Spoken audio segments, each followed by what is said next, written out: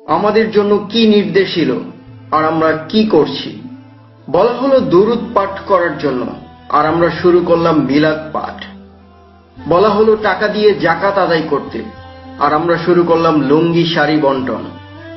বলা হলো আওয়াল ওয়াক্তে সালাত শুরু করতে, আর আমরা শুরু করলাম দেরিতে পড়া।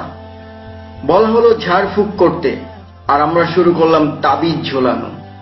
বলা হলো সালাতের ভিতর দোয়া করতে, আর আমরা শুরু করলাম সালাত শেষ করে দোয়া করা। বলা হলো সালাত শেষে তাসবিহ পাঠ করার জন্য, আর আমরা শুরু করলাম সম্মিলিত মোনাজাত। বলা হলো দ্রুত ইফতার করার জন্য, আর আমরা শুরু করলাম দেরিতে করা। বলা হলো কোরআন পাঠ করতে, আর আমরা শুরু করলাম কোরআন খতম। বলা হলো কোরআন ধীরে বুঝে পাঠ করার জন্য, আর আমরা শুরু করলাম প্রতিযোগিতার মতো দৌড়। বলা হলো পরিবারের সবার জন্য নিজে দোয়া করতে, আর আমরা শুরু করলাম হুজুর ভাড়া করা। বলা হলো মাইয়েতের জন্য সাদকায়ে জারিয়া করার জন্য, আর আমরা শুরু করলাম কুলখানি। বলা হলো কোরআন সুন্নাহকে আঁকড়ে ধরতে, আর আমরা আঁকড়ে ধরলাম পীর ফকির দরবার। বলা হলো ওয়ালিমায় মানুষকে খাওয়াতে, কম খরচ করতে, আর আমরা শুরু করলাম বিয়েতে খাওয়ানো নামে উৎসব আর নাচা গানা।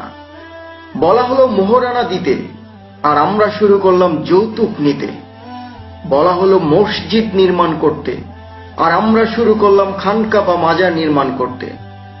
বলা হলো দ্রুত বিয়ে দিতে, আর আমরা শুরু করলাম নিজের পায়ে দাঁড়ানো, অথবা আরেকটু বয়স হোক। বলা হলো সুদ ঘুষ হারাম, আমরা বলি মুনাফা লাভ আর স্পিড মানিতে অনেক আরাম। বলা হলো ইসলামকে সরিয়ে দাও হিকমা, শ্রম, ঘাম আর অর্থ দিয়ে, আর আমরা ওয়াজ করি হাজার হাজার লাখ লাখ টাকা আর প্রোটোকল নিয়ে। আল্লাহ তাআলা আমাদের সবাইকে সঠিক আমল করার তৌফিক দান করুক, আমিন। প্রিয় ভিউয়ার্স, ভিডিওটি যদি ভালো লেগে থাকে তাহলে অবশ্যই শেয়ার করে সবাইকে জানিয়ে দিন, যেন সবাই সঠিকভাবে ইসলাম পালন করতে পারে।